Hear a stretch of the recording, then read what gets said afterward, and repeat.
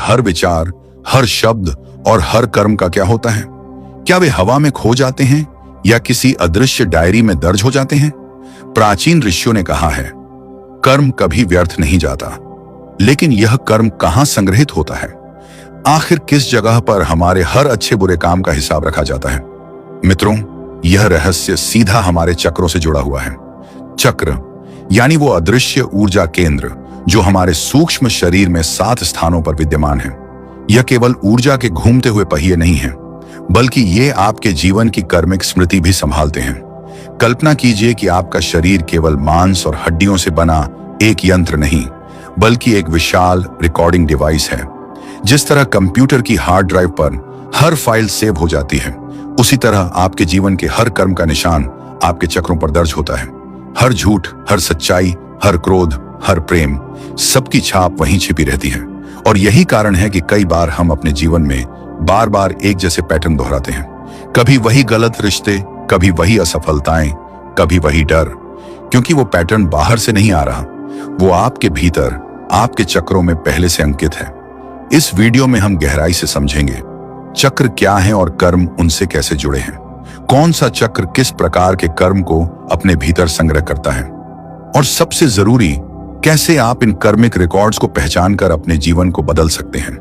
आज का यह रहस्य केवल दार्शनिक ज्ञान नहीं है, यह आपके लिए एक आईना है, एक ऐसा दर्पण जो दिखाएगा कि आप क्यों वही हैं जो आप आज हैं, और कैसे आप अपने कर्मिक बोझ से मुक्त होकर नई चेतना की ओर बढ़ सकते हैं।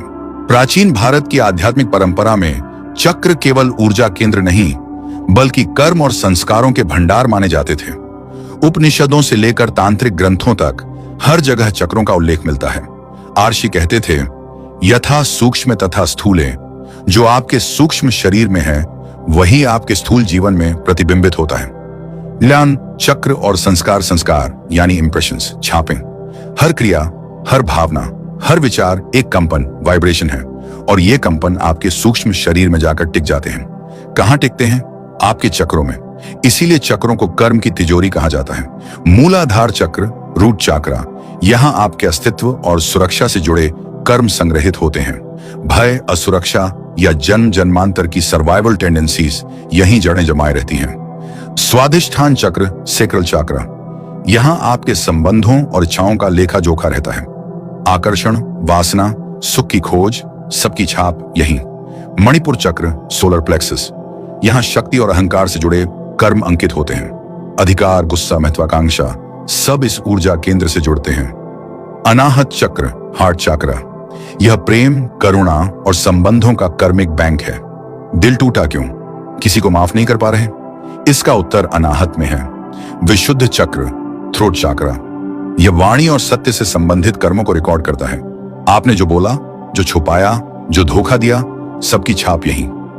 आज्ञा चक्र, थर्ड आई, यह विचारों और संकल्पों का कर्मिक केंद्र है। सही निर्णय या भ्रम, सबकी जड़ यहां। सहस्रार चक्र, क्राउन चक्र, यहां पहुंचते पहुंचते कर्म का बोझ धीरे धीरे समाप्त होने लगता है। यह मुक्ति और ईश्वर से एकता का द्वार है। कर्म और चक्रों का संबंध योग और तंत्र की परंपरा में माना गया कि जब भी कोई गहरा कर्म बनता है तो उसकी छाप केवल मन पर ही नहीं, बल्कि चक्रों पर भी दर्ज होती है, और यही छापें हमें बार बार उसी परिस्थिति की ओर खींच लाती हैं जब तक कि हम उसे समझकर पार न कर लें। यह ज्ञान केवल शास्त्रों तक सीमित नहीं रहा। तिब्बती बौद्ध परंपरा में भी चक्रों को कर्मिक लॉकर कहा गया, और आयुर्वेदिक दृष्टिकोण से कई बीमारियां भी इन्हीं कर्मिक अवरोधों का परिणाम मानी गई।